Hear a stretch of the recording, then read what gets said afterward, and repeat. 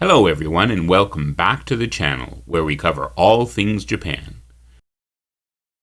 Today we're returning to politics and into Sanae Takaichi, the new head of Japan's ruling Liberal Democratic Party, or LDP, and the woman most likely to become Japan's first female prime minister.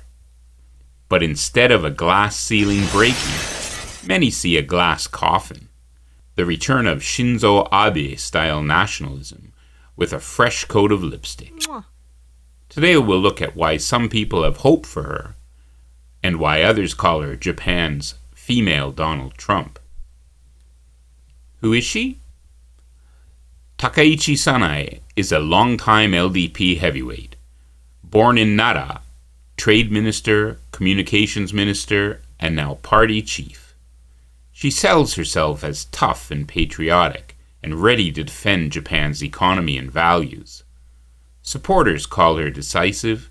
Critics, Abe 2.0 with better hair and an even harder edge.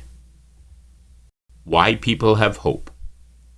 Let's be fair, Japan has never had a woman prime minister, so yes, seeing a woman reach the top is historic. She talks about advancing tech industries, AI, semiconductors, and bringing more women into leadership. To some, she's proof women can lead without being progressive. To others, she's a sign the LDP might finally modernize. That's the hope, with the keyword being might. Why she might not last long. Reality check. The LDP is not a fan club. It's a nest of rival factions vying for political power. She won the recent leadership vote, but she doesn't command deep party loyalty. She inherits a fractured party, an exhausted public, and an economy on life support.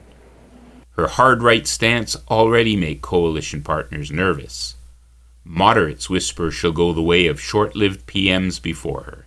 Too much ideology, too little pragmatism. And her controversies? They might just end the honeymoon before the cabinet photos are even framed.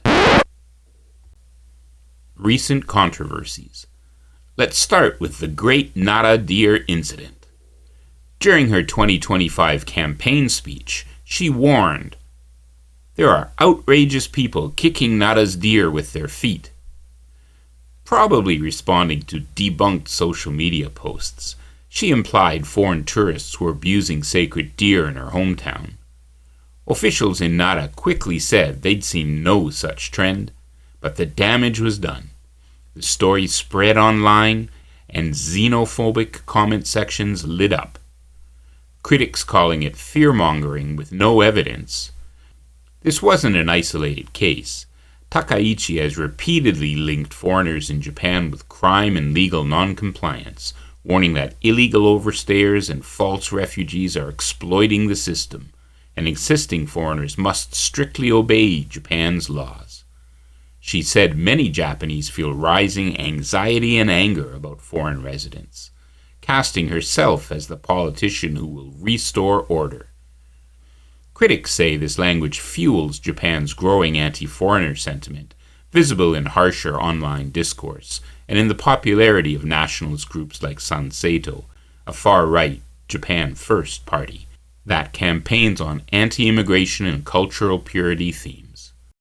By echoing that rhetoric, Takaichi taps into voter fear and nationalism, even while claiming to promote peaceful coexistence. And just a few days after winning the LDP runoff, she added another controversy. At her victory speech, she declared, "I will discard the phrase work-life balance. I will work forward." Lawyers and labor groups flipped out in a country plagued by karoshi, where people actually die from overwork. That line sounded tone-deaf at best, reckless at worst. Past controversies and power plays. Takaichi's record isn't short on scandals. In the 1990s, a magazine photo showed her endorsing a book called Hitler's Election Strategy. When reporters asked about it, She said she had no recollection. That's politicians speak for. Please stop asking. As communications minister under Shinzo Abe, she warned TV networks that if their reporting lacked political fairness, their broadcast licenses could be suspended. Her exact words, "If a broadcaster repeatedly lacks political fairness, we can't promise to take no action." That sparked press freedom alarms. Under her watch, Japan fell from 11th to 72nd in the Global Press Freedom Index. Anchors critical of Abe's policies were quietly removed, and critics said she turned NHK, the Japanese national news organization, into Abe TV. Later, she dismissed internal ministry documents revealing media pressure as fabrications, which the ministry later confirmed were real. Sound familiar? Nationalism, religion, and historical revisionism. Takaichi's politics aren't just nationalist in nature, they're spiritualized. She frequently visits Yasukuni Shrine, where Japan's Class A war criminals are enshrined, a move that often infuriates other countries that were the victims of Japanese aggression in the years leading up to and including the Pacific War. In 2022, she said, "If you stop visiting halfway, the other side gets cocky." In this case, that other side means China and Korea. Diplomats called it provocative, nationalists cheered. She has also questioned parts of Japan's wartime aggression narrative, arguing that some wars were for self-preservation. Historians see that as textbook revisionism. Add that to her attendance at Unification Church linked events from 2019 to 2021. Yes, the same cult tied to Prime Minister Abe and scandals that led to his assassination, and you get a web of religious and political entanglements straight out of a conspiracy chart. So, why do some people compare her to Donald Trump? Because the playbook is eerily familiar. Attack the press, play the victim of unfair coverage, stoke fears about outsiders, wrap it all in national pride and divine destiny. Like Trump, she turns controversy into fuel.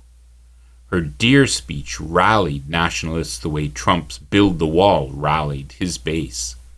And both have ties to sometimes fringe religious movements that blur politics with theology. But Japan's system is a bit different. The LDP can replace leaders overnight. If she starts bleeding poll numbers or alienating coalition members, they'll pull the plug fast.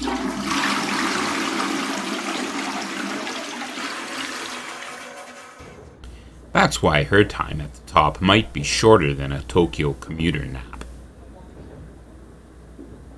The bigger picture.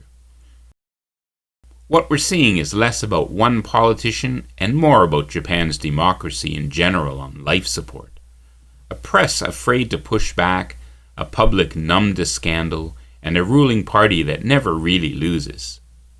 A female leader should have been a sign of progress.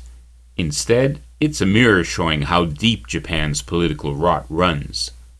Gender as window dressing on the same old machine. So, will Sanae Takaichi change Japan? Maybe, for a moment. But lasting reform requires more than a new face on an old party. It needs a public that stops confusing power for patriotism.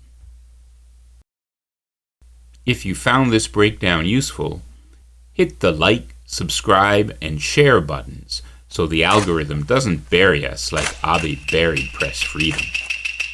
Please subscribe for more deep dives into Japan's politics, culture, and power games, and a lot more.